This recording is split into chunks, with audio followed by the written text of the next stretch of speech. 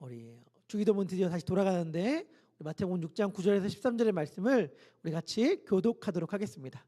우리 9절부터 13절입니다. 9절. 그러므로 너희는 이렇게 기도하라. 하늘에 계신 우리 아버지여, 이름이 거룩히 여김을 받으시오며 나라가 임하시오며 뜻이 하늘에서 이룬 것 같이 땅에서도 이루어지이다. 오늘 우리에게 일용할 양식을 주시옵고 우리가 우리에게 죄 지은 자를 사하여 준 것 같이 우리 죄를 사하여 주시옵고. 함께합니다. 우리를 시험에 들게 하지 마시옵고 다만 악에서 구하시옵소서. 나라와 권세와 영광이 아버지께 영원히 있사옵나이다. 아멘. 감사합니다. 지난 한 주 큐티 열심히 하셨나요? 저 너무 기쁜데 제가 보고를 보고 이야기를 들었습니다. 큐티를 안 했던 분들 가운데 처음으로 큐티를 했다는 이야기도 들었고요. 한동안 큐티를 안 하다가 다시 큐티를 시작했다는 이야기도 들었어요. 너무너무 기쁘고 또 이쁘고 사랑스럽고 박수 쳐드리고 싶습니다. 그런데 여러분, 중요한 게 있어요. 제가 말씀드렸다시피 큐티는 우리가 해야 될 어떠한 과제나 업무가 아닙니다. 숙제가 아니에요. 우리 다 경험해 왔지만 만약에 큐티하는 것을 숙제라고 생각한다면 이건 예외 없이 반드시 어느 날 어느 순간 멈추는 타이밍이 올 거예요. 그게 얼마나 기냐, 얼마나 오래 가느냐, 안 오래 가느냐의 차이일 뿐이지 반드시 그걸 숙제라고 생각하면 멈추게 되는 순간이 올 수밖에 없습니다. 그럼 어떻게 해야 하는가? 큐티는 마치 밥 먹는 거나 잠자는 것과 같은 것이 되어야 해요. 물론 어떨 때 우리는 밥 먹는 것, 잠자는 것을 의무감에 할 때가 있잖아요. 안 먹으면 진짜 안 된다. 진짜 잠을 꼭 자야 된다. 라고 하는 때가 있긴 하지만 대부분의 경우에는 우리가 그것을 숙제처럼 여기지는 않잖아요. 우리의 자연스러운 삶의 일부죠. 그런 것처럼 하나님의 말씀 묵상하는 것도 우리가 살기 위해서는, 우리가 정말 제대로 살기 위해서는 하나님의 말씀을 읽지 않으면, 먹지 않으면, 씹지 않으면, 내 것으로 소화하지 않으면 안 된다라는 마음을 가지고 해야 하는 것이 큐티입니다. 큐티가 우리에게 있어서 정말 진정으로 삶이 되길 바라면서 혹시라도 지난 주간도 큐티를 놓치신 분들이 있다면 다시금 힘을 내어서 열심히 말씀 앞에 나왔으면 좋겠습니다. 오늘부터는 다시 마태복음으로 돌아와서 주기도문에 관해 말씀을 나눠보려고 합니다. 여러분, 제가 올해 초에 베델교회에 가서 수요 예배 때 말씀을 전한 적이 있었습니다. 그리고 여기 계신 분들 가운데 몇몇 분은 그 자리에 함께 했었어요. 그런데 제가 그때 베델교회에서 이러한 이야기를 드렸습니다. 어떠한 얘기를 들었냐면, 여러분, 저는 주기도문을 천천히 외우고 싶어서 교회를 개척했습니다. 이렇게 말씀드렸습니다. 주기도문을 천천히 외우고 싶어서 교회를 개척했습니다. 이게 무슨 이야기냐? 영국의 작가 아이리스 머독이라는 작가가 있는데 그 작가가 쓴 더 벨이라는 소설이 있어요. 거기를 보면 도라라는 여자 주인공이 등장합니다. 그 여자 주인공은 기독교적 집안에서 자라서 보수적인 기독교 교육을 마치 무거운 짐처럼 느끼면서 커왔던 여인이었어요. 그런데 그녀가 느끼는 기독교 복음이란 너무 너무 무겁고 너무 자기를 구속한다고 느끼지만 거기서 벗어날 수는 없는 무언가였는데 어느 날 그 여자가 내가 더 이상 기독교인이 아니라는 걸 깨달아요. 그리고 내가 더 이상 기독교 신앙이 없다는 걸 깨달아요. 그리고 굉장히 가뿐하고 자유롭게 기독교 신앙을, 교회를 떠납니다. 그런데 그 여인이 어떻게 자기가 기독교인이 아닌지 알게 되었는가? 어떻게 자기가 신앙이 없다는 걸 알게 되었는가 하는 계기가 있었어요. 그게 뭐냐면 문득 깨닫게 된 거예요. 자신이 주기도문을 빨리 외울 수는 있는데 느리게 외울 수는 없다는 사실을 깨달았습니다. 어렸을 때부터 완전히 암송해 와서 잘 읽을 수는 있는데, 외울 수는 있는데 그 주기도문을 천천히 외워봐 라고 한다면 못한다는 걸 깨닫고, 와, 나 이 주기도문이 나에게는 진짜 믿음의 고백이 하나도 아니었고 습관이었구나, 형식이었구나 라는 걸 깨닫고 기독교 신앙을 떠나요. 굉장히 의미 있는 이야기죠. 우리에게 교훈을 주는 이야기라고 생각합니다. 하지만 그 반대도 가능해요. 그 반대. 무슨 말이냐? 여러분들이 그렇게 느낄 때 있잖아요. 내 신앙이 너무 형식적이 된 것 같아. 나 어느 순간 예수님을 사랑하는 뜨거운 마음들을 다 잃어버린 것 같아. 내 신앙과 믿음이 너무 사그라지는 것 같아 라고 느끼시는 분들이 있다면, 우리의 신앙을 다시 회복하는 길이 뭐냐, 우리의 신앙을 다시금 새롭게 하는 길이 뭐냐 라고 한다면, 반대로 주기도문을 천천히 외워보는 것입니다. 주기도문을 천천히 암송하는 데서 우리의 신앙의 회복이 일어나요. 여러분, 질문해 볼게요. 여러분들은 살면서 주기도문을 몇 번이나 외워보셨습니까? 특별히 모태신앙인 분들, 주기도문을 살면서 몇 번이나 암송해 보셨어요? 저는 조금 특이한데, 제가 특이하다는 걸 나중에 알았어요. 뭐였냐면, 저는 사도신경을 주기도문보다 먼저 외웠습니다. 그 이유는 굉장히 단순한데, 어릴 적 저희 방 안에 사도신경이 걸려 있었기 때문이에요. 제 방 안에 사도신경이 걸려 있었기 때문에 저는 사도신경을 주기도문보다 먼저 외웠어요. 하지만 그런 저도 주기도문을 언제 외웠는지가 기억이 안 날 정도로 어린 시절에 외웠습니다. 초등학교 들어가기 전에 외웠던 거는 거의 분명한 것 같아요. 그래서 한번 계산을 해봤어요. 내가 주기도문 몇 번 해봤을까? 그러면서 제가 따져봤는데, 여러분 놀라지 마세요. 제가 오늘이 정확히 제가 태어난 지 14,990일이더라고요. 안 놀랍나?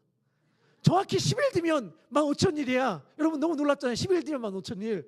제가 15,000일 태어난 지가 15,000일이요. 얼마나 남지 않았다는 사실이 얼마나 신기하고 놀랍던지. 죄송합니다. 하여튼간 그래서 한번 계산해봤어요. 제가 7살 때까지는 못 외웠다고 치고 7 곱하기 365 하니까 2,555가 나오더라고요. 그걸 빼봤어. 내가 태어난 날부터. 놀라지 마세요. 이것도 저만 놀란다. 빼니까 며칠이 되냐면 12,435일이 되는 거예요. 이거 좀만 날짜가 잘 맞으면 1, 2, 3, 4가 될 뻔했어요. 너무 신기해가지고 이거 너무 신기한데 뭔가 계시적인 느낌이 있나? 약간 느꼈는데, 여하튼간 그래서 12,435일을 7로 나누었어요. 그러니까 대략 일주일에 한 번 정도 제가 주기도문을 암송했다고 한다면 1776번 정도가 되더라고요. 그런데 저 주기도문 일주일에 한 번 안 외웠거든요. 전 습관이 뭐냐면, 혼자 개인 기도를 할 때도 늘 마칠 때마다 주기도문을 암송해요. 그러니까 대략 솔직히 적어도 2,000에서 3,000번 정도는 주기도문을 외웠겠더라고요. 2,000에서 3,000번 정도는. 근데 여러분, 저보다 훨씬 더 신앙생활을 오래 하신 분들 있잖아요. 많잖아요. 주기도문 몇 번 정도 외우셨을 것 같으세요? 살면서. 여러분 주기도문 몇 번 정도 암송하셨습니까? 엄청나죠? 목사님이 3,000번 하셨다면 나는 한 4,000번, 5,000번 하지 않았을까? 이런 생각하시는 분들 있을 거예요. 그런데 여러분 질문할게요. 그 중에 몇 번이나 정말 제대로 주님께 드리는 기도였을까요? 우리가 수천 번 암송한 주기도문 가운데 정말 몇 번이나 주기도문에서 기도를 뺀 주문이 아니라 정말 주님께 드리는 기도였을까요? 우리의 주기도문 가운데 과연 몇 번이나 하나님께서 그 기도를 들으시면서, 우와, 너 내가 가르쳐준 기도로 온 마음 다하여 기도했구나 라고 말씀하신 적이 있을까요? 우리가 수천 번 주기도문을 외웠다라고 이야기하지만 실상 제대로 주기도문을 고백한 적은 사실은 10손가락 안에 꼽지 않을까라는 생각을 해보게 됩니다. 우리의 수많은 주기도문이 그저 기도를 뺀 주문이 된다면 그것은 예수님이 말씀하신 이방인들이 중언부언하는 기도, 바로 그것일 것입니다. 그런데 반대로 이야기한다면, 우리가 주기도문을 우리들의 삶 가운데 천천히 고백할 수 있다면, 그 한 구절 한 구절, 한 단어 한 단어를 밥을 꼭꼭 씹어 먹듯이 꼭꼭 씹으면서 우리가 진심으로 고백할 수 있다면 우리의 신앙이 완전히 새롭게 될 수 있을 줄 믿습니다. 저는 오늘부터 시작되는 주기도문 강해를 통해서 우리의 신앙이 다시 회복되고 우리 안에 주기도문을 천천히 외움으로 인한 영적 부흥, 영적 갱신이 일어나기를 소망합니다. 여러분들이 다 아는 사실이에요. 뭐가 다 아는 사실이냐면, 교회는 건물이 아니잖아요. 교회는 건물이 아니고 예수님을 믿는 사람들의 사람들의 공동체가 교회잖아요. 그렇기 때문에 여러분, 기독교인이란 말을 교회로 바꿔서 써도 하나도 문제가 없습니다. 다시 말하면 기독교인은 뭘 믿는가? 기독교인은 어떻게 살아가는가? 기독교인은 어떻게 생각하는가? 라고 하는 말들을, 교회는 무엇을 믿는가? 교회는 어떻게 살아가는가? 교회는 어떻게 존재해야 되는가? 교회는 어떠한 공동체인가? 라고 완전히 바꿔도 상관없어요. 그렇다면 여러분, 교회가 뭡니까? 다시 말하면 기독교인은 누구죠? 기독교인이 무엇을 믿는 사람들인가? 기독교인은 어떻게 살아가는 사람들인가? 기독교인들은 무엇을 소망하는 사람들인가? 라고 말할 때에 기독교 정통은 우리에게 너무나 선명한 답을 알려줍니다. 제가 알려드릴 테니까 이거 반드시 기억하세요. 교회 안 다니는 분들이 여러분들에게 교회는 어떠한 곳이야? 누구야? 라고 묻는다면 이렇게 답하시면 됩니다. 첫 번째, 교회는 무엇을 믿는가? 라고 말할 때의 정답은 사도신경이라고 생각하면 됩니다. 사도신경이에요. 그래서 교회는 뭘 믿어? 기독교는 뭘 믿어? 라고 말한다면 사도신경을 답하시면 됩니다. 여러분들 가운데 혹시라도 사도신경을 못 외우시는 분들이 있다면 그것이 우리의 믿음이라고 생각하면서 외우시면 좋겠습니다. 두 번째, 기독교인들은 어떻게 행동하는가? 교회는 어떻게 행동하는가? 그것을 알려주는 것이 십계명입니다. 그리고 우리가 지금 나누고 있는 산상수훈은 예수님이 십계명을 설교해 주신 거예요. 그렇기 때문에 교회가 어떻게 행동해야 되는가 라고 하는 것을 말해주는 게 십계명이라고 생각하면서, 십계명은 특별히 성경에 2번 나오거든요. 근데 어디 있는가 라고 한다면 성경 펼쳐서 맨 뒤에 넘기면 보통 그냥 맨 뒷장에 나와 있으니까 외우시면 됩니다. 여러분들 가운데 십계명 못 외우시는 분들 있습니까? 십계명 못 외우시면 큰일 납니다. 여러분 반드시 외우셔야 되고, 제가 나눌까 안 나누려고 했는데 제가 잠깐 그냥 제 얘기를 한다면, 전 십계명 못 외워서 입국 못할 뻔했습니다. 여러분들 알고 있는 분들이 있을 텐데 제가 참 부끄러운 경험담이 있거든요. 전에 있던 교회에서 제가 중국으로 선교를 갔었습니다. 중국으로 선교를 가서 북한 사역을 했는데, 선교를 마치고 돌아올 때에 입국 신사를 하는 거예요. 입국 신사를 할 때 어디 갔다 왔냐 라고 물으면서 중국 갔다 왔다고 말하니까 목사라는 걸 알고 그냥 들어가야 되는데 계속 말을 거는 거예요. 뭐 이것저것 질문하고 되지도 않는 영어로 막 답을 하고 있는데 계속 얘기하는 거예요. 탈북자 만났지. 그런데 제가 전에 섬기던 교회에서는 탈북자 사역을 안 했거든요. 여러분 상식적으로 하나 말씀드린다면, 탈북자라는 건 뭐냐면 북한을 탈출한 분들이에요. 자유를 찾아서. 근데 제가 섬기던 교회에서는 탈북자를 사역을 하지 않고 어떤 사역들을 했냐면, 정식으로 비자를 받고 중국 땅으로 나와서 일하고 있는 북한 분들을 대상으로 한 사역을 했거든요. 그렇기 때문에 그런 분들은 탈북자가 아니에요. 탈북자 사역 안 했습니다라고 얘기했는데 정직하게 말해도 된다고 계속 탈북자 만났냐고 얘기해가지고 계속 대화를 하다가, 목사냐, 너 목사 맞냐, 맞다, 뭐 이런 식의 얘기를 하다가 갑자기 그분이 이렇게 얘기하는 거예요. 목사 맞으면 십계명 외워봐라. 제가 당황했죠. 십계명 외워봐라고 안 했어요. 십계명 외워봐라고 안 하고, 목사 맞으면 9계명 한번 외워봐라 이렇게 말하는 거예요. 그리고 제가 이렇게 얘기했죠. 잠깐만, 영어로 외우려고 하니까 좀 내가 서툴다. 그렇게 말하니까 갑자기 그분이 한국말로 한번 외워보세요 막 이러는 거예요. 갑자기 나한테. 그래가지고 제가 그때 당황해가지고, 잠깐만, 너무 당황해서 그런데 1계명부터 쭉 외우면 안 되겠습니까? 1계명부터 쭉 외우면 안 되겠습니까? 이렇게 답했어요. 답하니까 갑자기 아닙니다, 9계명 외워보세요. 3, 2, 1 땡! 막 이러는 거예요. 그래서 제가 잠깐만, 그 다음에 잠시만요 이렇게 얘기한 다음에, 거짓말하면 안 된다고 이렇게 얘기를 하니까, 알겠습니다, 가십시오 이렇게 말하는데, 가라는 말이 진짜 가라는 말인지 어떻게 하라는 말인지 막 두려워하다가 그냥 들어와 입국한 기억이 있거든요. 그 다음부터 제가 영어로 십계명을 외우기 시작했습니다. 여러분 십계명 외워야 입국할 수 있습니다. 그래서 여러분 십계명 혹시라도 안 외운 분들은 꼭 외워주시고, 동시에 또 하나, 기독교인들은 무엇을 바라는가, 기독교인들은 무엇을 소망하는가에 대한 답을 할 때의 그 답이 주기도문이에요. 그래서 교회가 어떠한 비전을 갖고 있는지, 어떠한 소망을 갖고 있는지를 우리가 알고 싶다면 주기도문을 살펴보면 됩니다. 주기도문은 기독교인이, 교회가 어떠한 비전을 품어야 하는지를 설명해 주는데, 주기도문이 들어가 있는 게 산상수훈이거든요. 산상수훈이 마태복음 5장부터 7장까지 나오는데 딱 그 중간에 위치하고 있는 것이 주기도문이고, 주기도문이 그래서 산상수훈의 핵심을 이루고 있습니다. 우리가 살펴보고 있는 마태복음은 굉장히 정교하게 문학적으로 구성된 작품이거든요. 여러분들 혹시 들어보신 적이 있으시겠지만 복음서들은 역사적 순서대로 기록되어 있지 않아요. 그럼 어떻게 기록되어 있는가? 여러분, 마태복음은 총 5개의 예수님의 중요한 설교가 나오거든요. 이 5개의 중요한 설교를 중심으로 정교하게 구성되어 있는 것이 마태복음입니다. 여러분, 옛날에 천을 짜는 기계인 배틀이라고 여러분들 혹시 아시나요? 배틀이라는 기계에 천을 짰는데 어떻게 천을 짰냐면 팽팽하게 세로줄을 배틀기계에 겁니다. 배틀기계에 팽팽한 세로줄을 걸어요. 그거를 곧게 뻗은 선이라고 해서 날실이라고 부릅니다. 그리고 그 팽팽하게 뻗은 세로선에 기계를 왔다 갔다 가로로 왔다 갔다 하면서 천을 짜기 시작해요. 그 왔다 갔다 하는 가로실을 흔히 시실, 씹는 실이라고 말합니다. 그래서 날실과 시실이라고 말하는 거예요.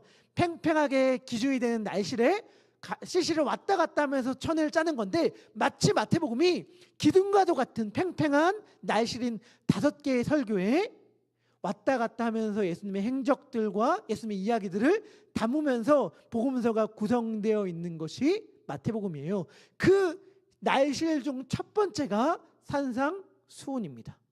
근데 산상수훈도 역시 굉장히 잘 구성되어 있어요. 한번 이미지가 있나요? 산상수훈의 구조가 이렇게 잘 짜여져 있는데 이 산상수훈의 정가운데 위치하는 것이 바로 주님이 가르쳐 주신 기도다라고 말씀하시면 됩니다. 산상수훈 자체가 뭐죠?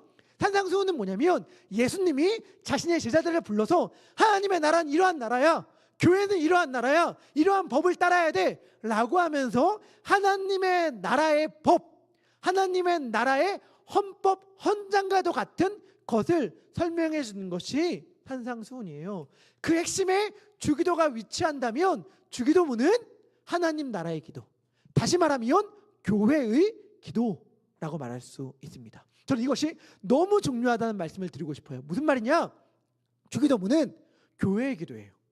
개인의 기도가 아니라. 그래서 주기도문에 계속해서 얘기하는 것이 뭐냐면 우리의 이렇게 이야기하는 것은 무엇이냐면 주기도문은 개인이 혼자 골방에서 드리는 기도가 아니라 공동체가 함께 드리는 기도로 주님께서 알려주셨다는 거예요. 이것이 왜 중요한가? 예수님 당시에 유대교인들이 자신의 정체성을 규정하는 것이 크게 3가지라고 말씀드렸습니다. 난 유대인이야, 나 하나님의 백성이야 라고 하는 것을 확인하는 것이 크게 3가지가 있었는데 구제와 기도와 금식이었어요. 유대인들은 자신의 유대인됨을 확인하기 위해서 하루 3번씩 기도했습니다. 우리 다니엘의 이야기 가운데 다 알고 계시죠?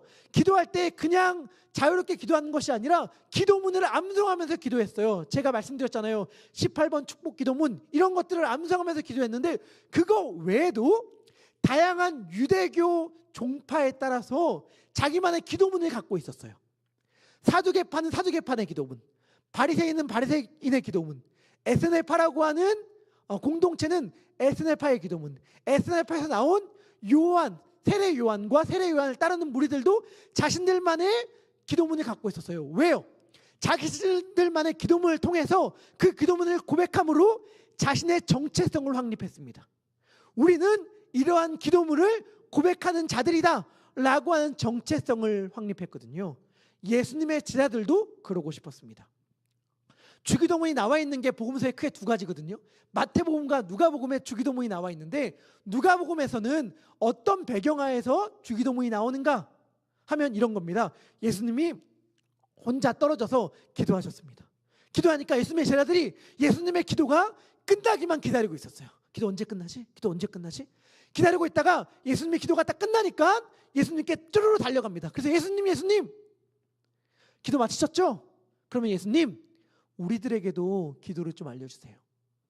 세례 요한의 무리들은 세례 요한이 기도문을 알려줘서 그 기도문으로 기도합니다. 그래서 우리들에게도 기도문을 알려주시면 감사하겠습니다 라고 이야기했습니다. 우리 누가복음 11장 1절의 말씀인데요, 우리 같이 읽도록 하겠습니다. 시작.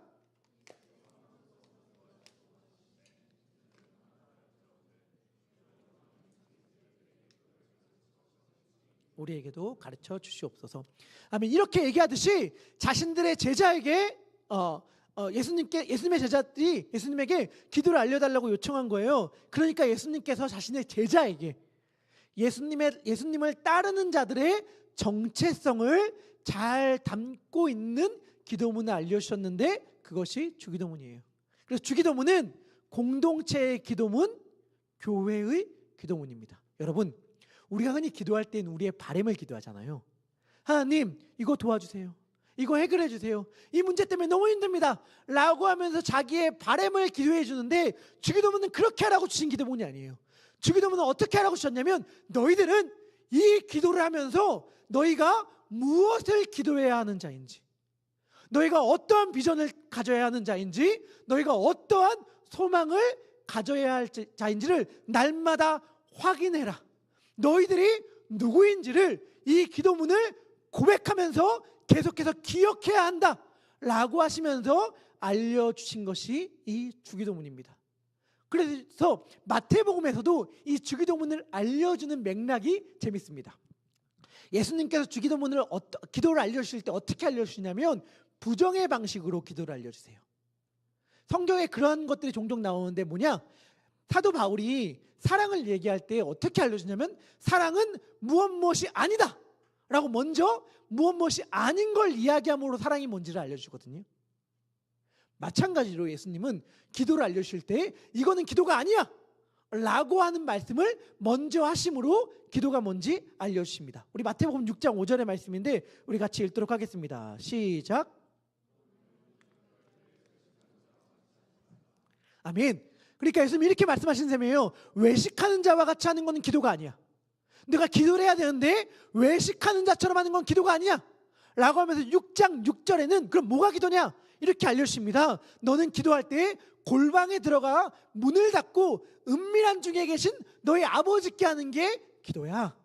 기도는 외식하는 것처럼 하는 것이 아니라 은밀하게 하는 것이 기도다 라고 알려주십니다. 또 예수님은 이방인과 같이 기도하지 말라고 하십니다. 우리 7절과 8절인데 우리 같이 읽도록 하겠습니다. 읽겠습니다. 시작.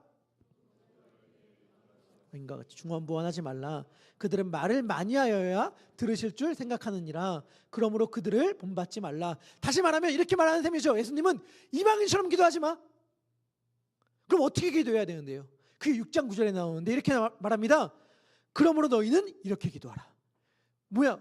앞엔 이방인과 같이 기도하는 건 기도가 아니다. 그럼 이렇게 기도해야 된다 라고 말하는 것인데, 여러분, 이방인이라고 하는 것은 혈통적으로, 민족적으로, 인종적으로 다른 사람을 말하는 게 아니죠.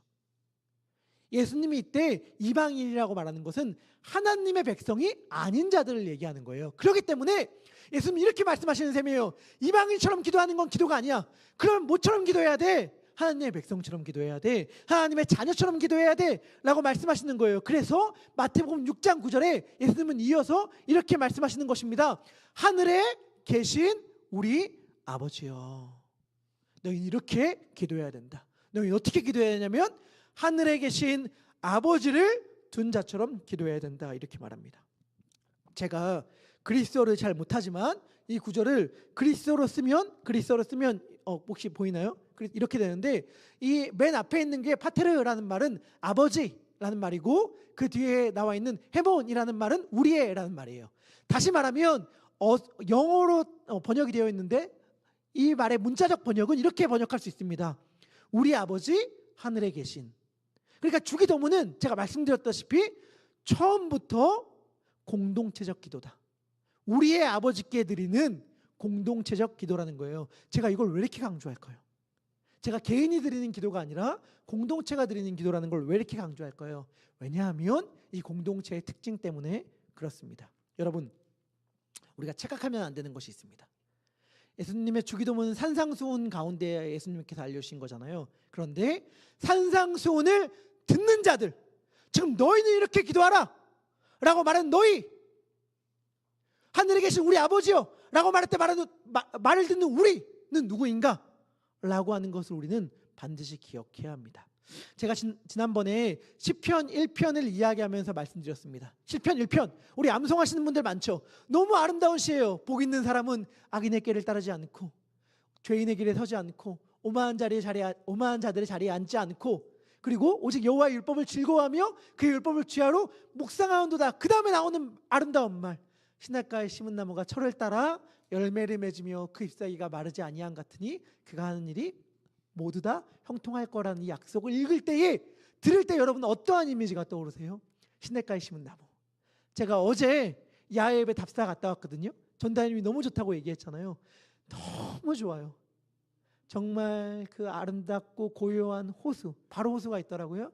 나무, 햇살, 산들산들 부는 바람, 너무너무 좋아요. 그런데 여러분 시편 1편 읽을 때에 우리가 그래서 이러한 오해에 빠지기 쉽단 말이죠. 그 야외 예배가 드려지는 공허에 나아가서 하나님의 말씀을 펼치면서 거닐면서 아름답게 말씀을 묵상하거나 혹은 시간이 좀 나서 아름답게 꾸며진 카페에 가서 커피 한 잔을 딱 시키면서 손에 키스책을 쫙 펼치고 하나님의 말씀을 묵상하면서 느껴지는 여유, 아 행복하다, 하나님의 말씀이 정말 달구나 향기롭구나 느껴지는 여유, 이 여유 속에서 말씀을 묵상한 걸로 우리가 오해하기 쉬운데 전혀 아니라고요. 이 시편 1편에 말씀을 고백하는 사람들의 상황은 뭐냐? 집이 망해서 집의 모든 내 추억의 물건들에 압류딱지가 붙고 결국엔 우리의 집이 경매로 넘어가서 내가 집에서 살던 집에서 쫓겨나는 그런 상황 가운데서 불렀던 노래가 시편 1편의 고백이라고요.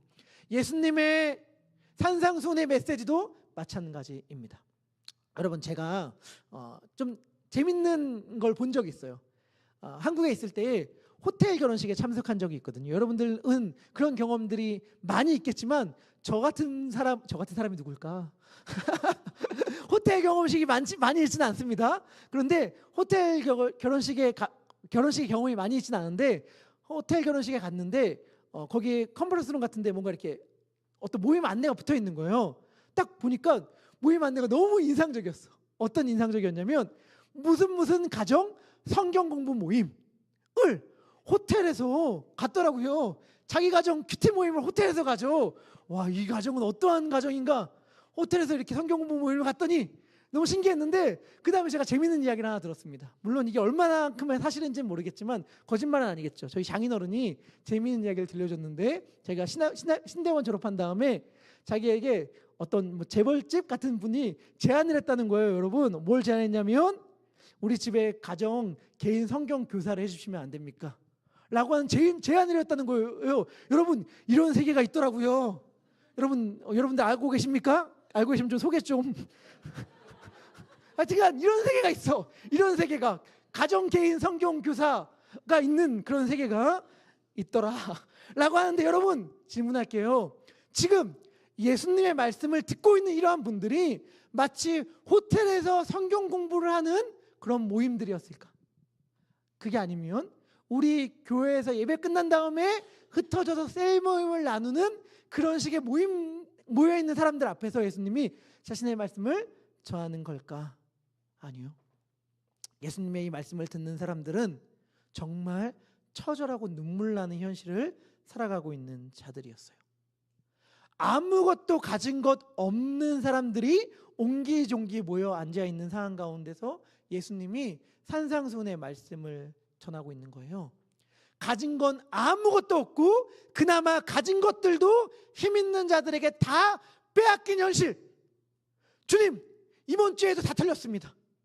뼈 빠지게 일했는데 힘 있는 자들이 다 착취해 가서 손에 쥔 게 아무것도 없어요 라고 말하면서 앉아있는 자들에게 예수님이 뭐라고 말씀하시는 거냐면 너희들의 속옷을 뺏어가는 자들에게 겉옷까지 내어주라 라고 말씀하시는 거예요. 눈물나게 서럽죠. 이번 주에도 실컷 세상에서 쥐어 터지고 왔는데 그래서 교회에서 위로라도 받으려고 왔는데 교회에 오니까 예수님이 너희들 오른밤을 맞으면 다른 밤도 내줘라 라고 말씀하시는 거죠. 주님, 더 맞을 밤도 없어요. 얼마나 내가 쥐어 터졌는데 더 맞을 밤도 없는데 어떻게 저에게 다른 밤도 내놓으라고 말씀하십니까? 라고 말하는 사람들에게 예수님은 말씀하시는 셈이거든요. 너무 분하고 억울해서 할 수 있는 건 아무것도 없어서 세상이 원망스러운데 내가 그 세상 앞에 할 수 있는 게 아무것도 없어서 그냥 악쓰는 것밖에 할 수 없어.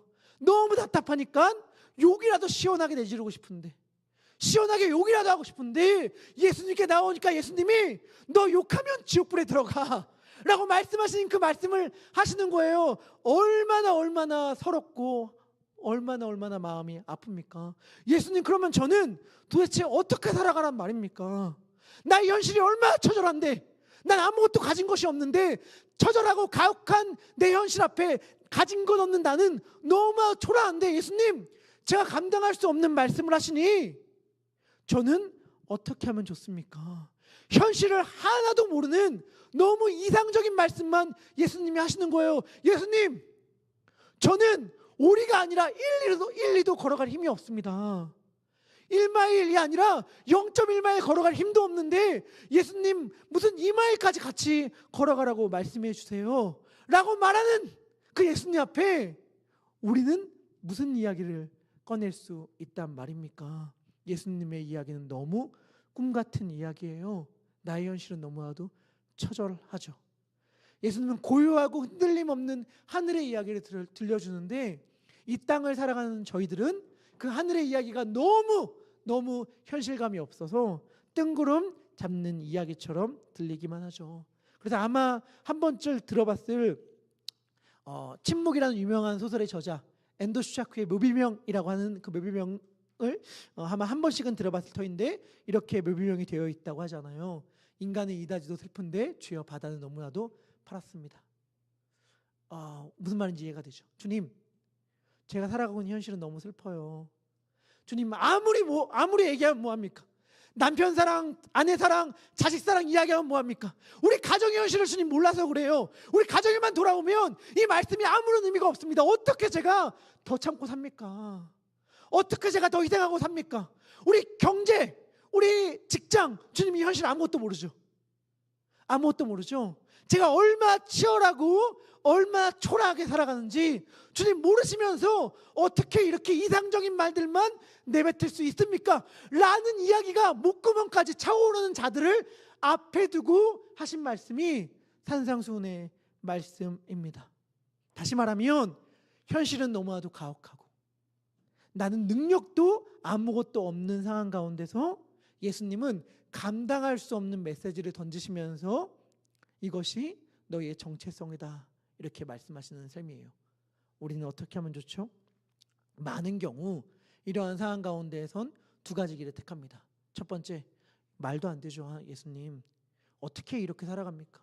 이렇게 사는 건 완전 불가능해요 라고 말하면서 포기할 수 있습니다. 많은 사람들이 그 길을 택해요. 예수님의 산상수훈의 말씀대로 살아가는 것을 포기합니다. 이건 불가능해. 두 번째 길은 적당히 타협하죠. 적당히 타협하죠. 이건 완전히 불가능한데 그래도 주님, 제가 이만큼 정도는 양보할 수 있을 것 같습니다. 이만큼 정도는 주님 어떻게 살아갈 수 있을 테니까 이렇게 저는 살아가겠습니다 라고 하며 타협의 길을 택합니다. 그런데 포기하거나 타협하라는 우리에게 예수님은 뭐라고 말씀하시는 거냐면 너의 현실과 나의 말에 엄청난 격차를 느끼는 그 순간에 기도하라. 그 순간에 기도하라. 너의 처지, 너의 현실 몰라서 하는 것 아니다. 하지만 그 순간에 기도해라. 이 땅의 처절한 현실을 따라 살아갈 수도 없고 천국의 복락도 아직 누리고 있지 못하는 상황 가운데에서 정체성은 하늘에 속한 자이지만 거주지는 이 땅인 우리가 할 수 있는 게 하나 있는데 그것이 기도다라고 주님은 말씀해 주시는 거예요.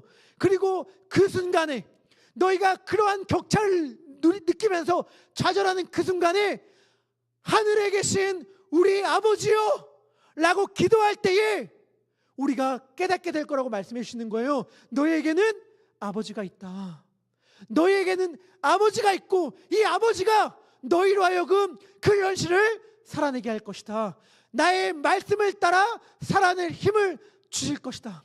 너희가 이것이 너희의 정체성이요 사명임을 잊지 않기 위하여 너희는 날마다 내가 가르쳐준 이 기도를 고백해야 한다 라고 예수님은 말씀하여 주십니다.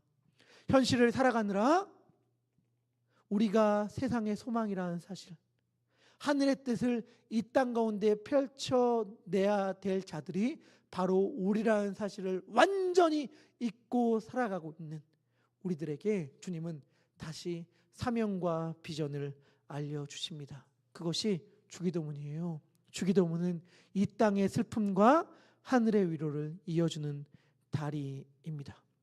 여러분, 사랑하는 더베델의 성도님들, 좌절하지 맙시다.